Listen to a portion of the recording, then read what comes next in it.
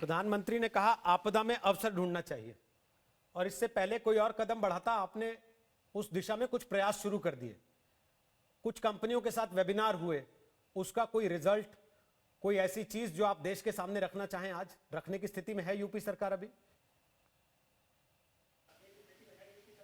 जी हाँ, क्यों नहीं, बहुत अच्छा। देखिए, आदरणीय प्रधानमंत्री जी ने लॉकडाउन के चौथे चरण को प्रारंभ करते समय जब आर्थिक पैकेज की घोषणा की तो उन्होंने कुछ चीजें की, बहुत महत्वपूर्ण बात कही। जब 20 लाख करोड़ का आर्थिक पैकेज घोषित हुआ तो इस आर्थिक पैकेज के साथ आदरणीय प्रधानमंत्री जी ने स्वदेशी और स्वावलंबन को जोड़ने की बात की।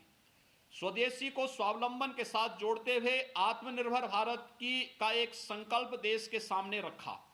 ये आत्मनिर्भर भारत, इसको निर्माण करने के लिए कौन से ऐसे सेक्टर हैं जिन पर कार्य किए जाने की आवश्यकता है, और लोकल को वोकल और लोकल को ग्लोबल बनाने का जो प्रधानमंत्री जी का मंत्र है, उस मंत्र को आगे बढ़ाने के लिए ही हमने उत्तर प्रदेश के अंदर काम प्रारंभ किया। क्योंकि उत्तर प्रदेश के अंदर देश का सबसे बड़ा एमएसएमई सेक्टर हमारे पास मौजूद है और हमने उस पर आदरणीय प्रधानमंत्री जी के मार्गदर्शन में पिछले 3 वर्ष के दौरान कार्य किया था।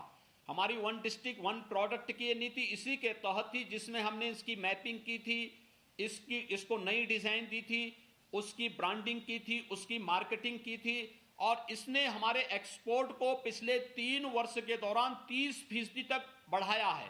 आज उत्तर प्रदेश 1,16,000 करोड़ रुपए से अधिक का एक्सपोर्ट केवल एमएसएमई सेक्टर का ही प्रदेश से करता है।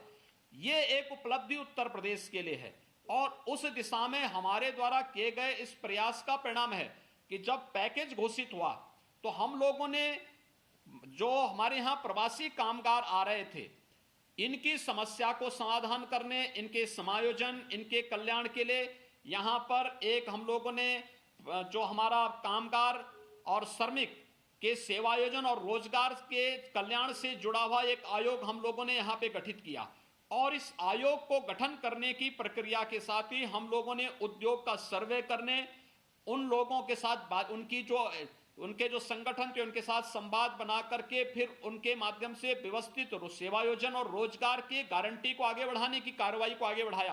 कल ही हम लोगों ने इंडियन इंडस्ट्रीज एसोसिएशन के साथ, फिक्की के साथ, लघु उद्योग भारती के साथ और रियल एस्टेट सेक्टर से जुड़े हुए कुछ अन्य संगठनों के साथ कल हम लोगों ने एमओयू किया है। 11 लाख लोगों को सीधे सीधे समायोजन करने का कार्य उनके माध्यम से ही प्रारंभ होने जा रहा है। आप आश्चर्य करेंगे कि इस समय क्या ये 11 लाख रोजगार की गारंटी है? मनरेगा के अंदर प्रतिदिन,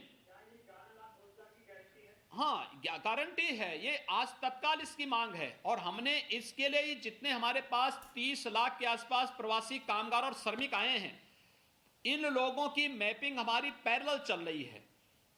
होम क्वारंटाइन इनका पूरा होते ही हम लोग इन सभी लोगों को, इनकी अलग अलग कैटेगरी हम लोगों ने पहले से, क्लासिफिकेशन हम लोगों ने पहले से तय कर लिया है और इनकी जहां पर आवश्यकता पड़ेगी स्किल डेवलपमेंट के, इनके कार्यक्रम 1 सप्ताह का, 15 दिन का, 1 महीने का, 3 महीने का कार्यक्रम बना दिया है।